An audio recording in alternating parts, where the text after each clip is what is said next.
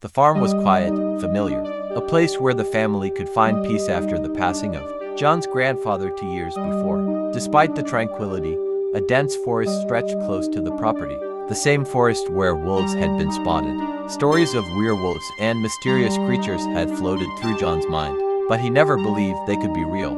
It was the last night before they would return home. John lay in bed, watching videos on his phone, as the comforting presence of his family began to fade into the background. Just as sleep started to take over, the peaceful silence was shattered. Sudden, distant shriek, followed by two loud gunshots. The sound of a shriek, echoing from the forest, pierced the night air, followed by two sharp gunshots. Gunshots were common, used to put down animals, but this time, it felt different. Frozen in his bed, John listened as a disturbing howl echoed through the farm. Thoughts raced through his mind, trying to rationalize what he had heard. But then, he saw it. A creature, a hulking, hairy beast stood just outside his door. John's heart pounded as the creature crouched down, revealing its face. Its teeth, massive and sharp, were stained with fresh blood.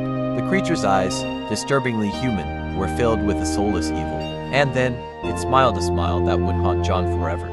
For what felt like an eternity, the creature stood there, its eyes locked with John's. Then, without warning, it turned and sprinted back into the darkness of the forest, vanishing as quickly as it had appeared. The next day, John decided not to tell anyone about the creature, but something was different. His family seemed distant, casting strange glances toward the forest. Did they know? Or perhaps they had seen something too. There are things out there we cannot understand, things that lurk in the woods, in the shadows, waiting. John has stayed far away from the forest since that night, knowing that some creatures should never be seen. So be careful, for you never know what might be watching you from the darkness.